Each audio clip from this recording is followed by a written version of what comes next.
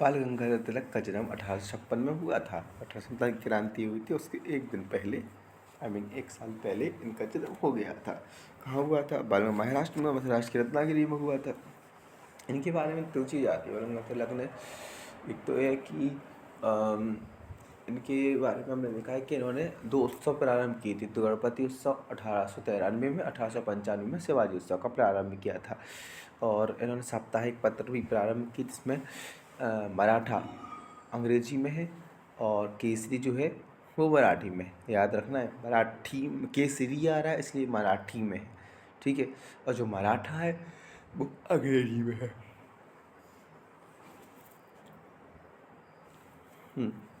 बाल गंगाधर तिलक पहले कांग्रेसी नेता थे, जिन्होंने देश के लिए कई बार जेल की यात्रा की। क्वेश्चन आ जाता है सबसे ज़्यादा जेल में यात्रा किसने की? तो बाल गंगाधर तिलक ने की, ठीक है।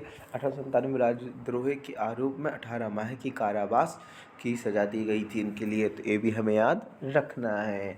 अब है राजद्रोह की बात, आता है कि 1809 में राजद्रोह के आरोप में 6 वर्ष की सज़ा, और फिर से एक बर्मा की माडले जेल में इनको काटने पड़े थे। एक बार ये भी आता है, ये भी याद रखना पड़ेगा। और हमारी एकेडमी में ये वाला क्वेश्चन पूछा गया था कि बाल गंगाधर तिलक को किस जेल में रखा गया था? तो बर्मा में रखा गया था। ये भी याद रखना है, कहाँ रखा गया था? बर्मा। बर्मा यानी कि पश्चिम बंगाल, सॉरी बंगाल का एरिया है ना, वो वाला बर्मा हो गया। और पश्चिम बंगाल वाला एरिया उस समय तो पूरा एक था ना, तो अब ऐसा अपन कह नहीं सकते कि अभी से ही उसको डेडिकेट करेंगे।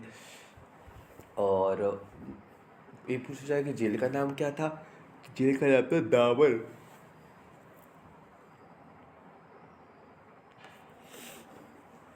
वैलेंटाइन सिरोल ने अपनी पुस्तक इंडियन अनरेस्ट में तिलक को भारतीय अशांति का जनक कहा है। इसके लिए तिलक ने उन पर मानहानि का मुकदमा लगाया था।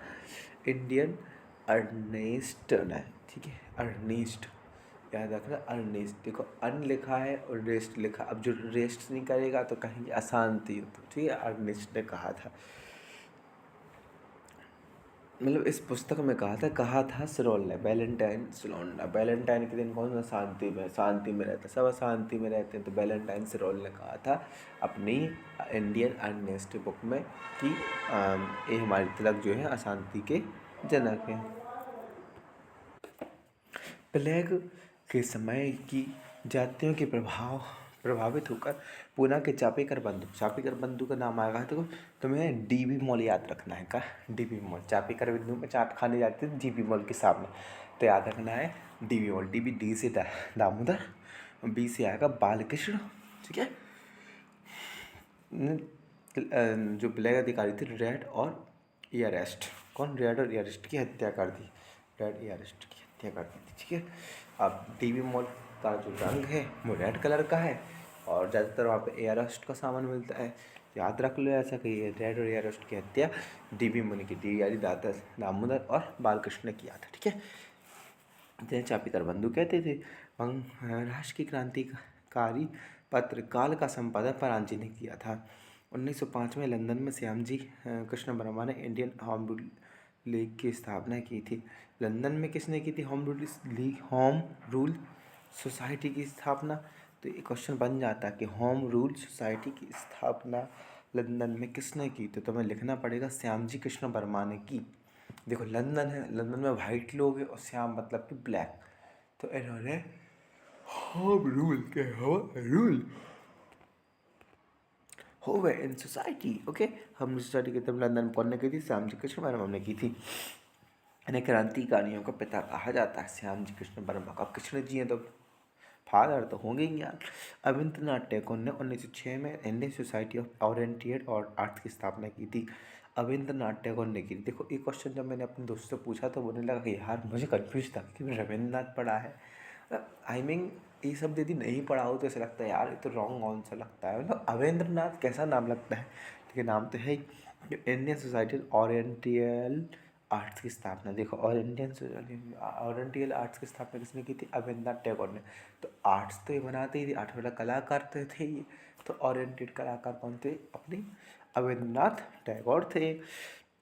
इन्हें प्राचीन भारतीय कला संस्कृति का संरक्षण का विकास हुआ था। न्यू इंडिया नामक अंग्रेजी साप्ताहिक, न्यू इंडिया का इंग्लिश नेम है तो अंग्रेजी साप्ताहिक पत्र है। 1906 में वंदे मातरम पत्र विपिन चंद्र पाल ने निकाला था।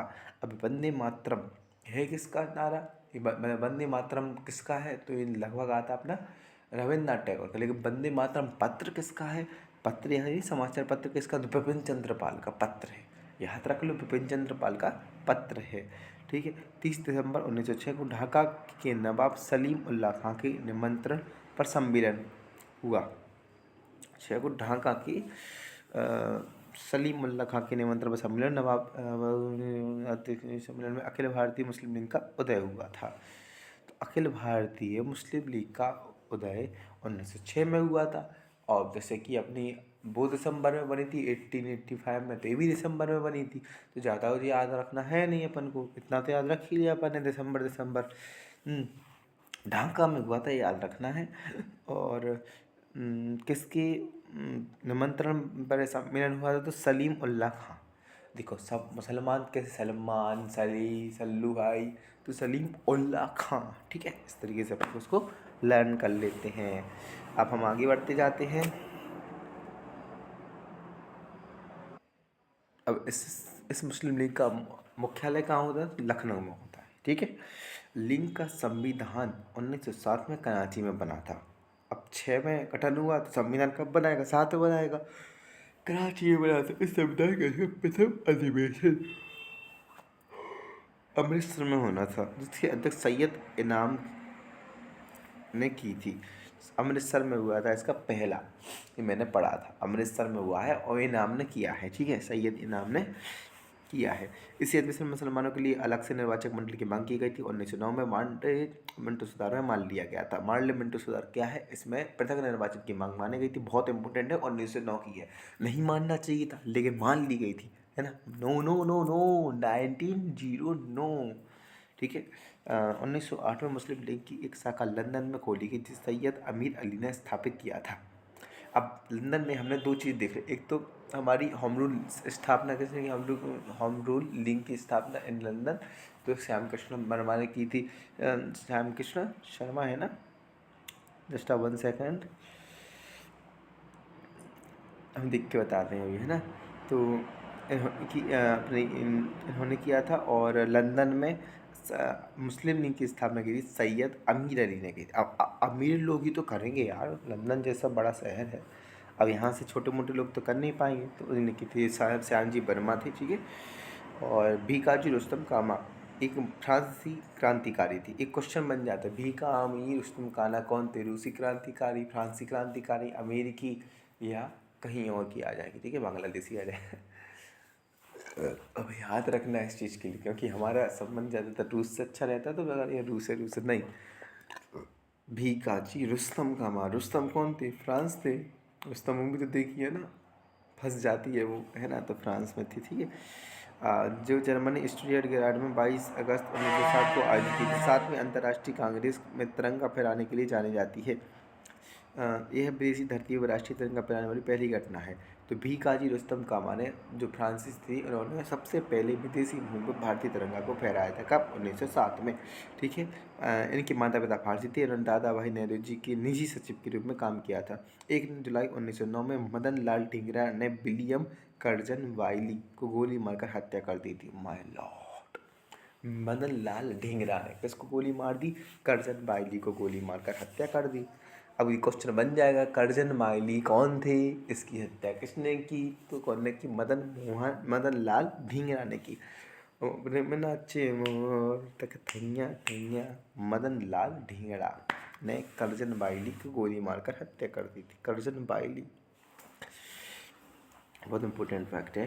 1909 में अनंत कन्हारे ने जैक्सन को गोली मार दी। अब अनंत कन्हारे ने जैक्सन को मारी थी, एक ये याद रखना है। दूसरा याद रखना है हमारे लिए कि ढींगरा ने कर्जन वाइली को गोली मारी थी। ठीक है। वायसराय लॉर्ड हार्डिंग ने दिल्ली में भव्य दरबार का आयोजन इंग्लैंड के जॉर्ज पंचम, 1 मिनट रुक जाए, इसको निकाल लें। वायसराय लॉर्ड हर्डिंग ने 1911 में दिल्ली में भव्य दरबार का आयोजन किया, जिसमें जॉर्ज पंचम और मेरी के स्वागत के लिए निम्न घोषणाएं की गई थी। अब जॉर्ज पंचम आ रहे हैं, याद रखना, 1911 की बात है, ये भी याद रखना है हमारे लिए। क्यों याद रखना है? क्योंकि कभी कभी एग्जाम में डेट पूछ ली जाती है कि मेरी और जॉर्ज पंचम 1911 में आए, 2 लोग आए थे तो 11 ही में होंगे ना, मतलब 1 को 1 11, ऐसे याद कर ला। किसने? हॉर्डिंग ने, ये भी याद रखना है। किस, जब लॉर्ड कौन था तो हॉर्डिंग था। अब ऐसा पूछेगा लॉर्ड कौन था, ये नहीं पूछेगा कौन लेके आया है। तो थोड़ी सी शब्द चेंज कर देती हमें लगता है यार क्या पूछ लिया है, हमने तो पढ़ाई नहीं, कौन लाया था। तो कभी कभी घुमा के पूछ लिया जाती है सिंपल आंसर। पूछे कौन लेके आया था तो ये लेके आए थे, तो उस समय कौन बायस रहता तो ये था, है ना।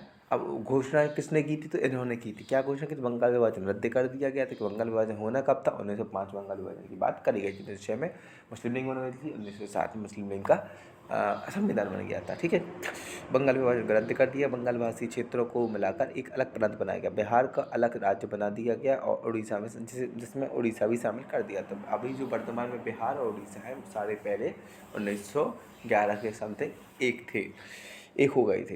राजधानी को कलकत्ता से दिल्ली स्थानांतरित करने की घोषणा हुई और 1 अप्रैल 1912 में दिल्ली भारत की राजधानी बनी।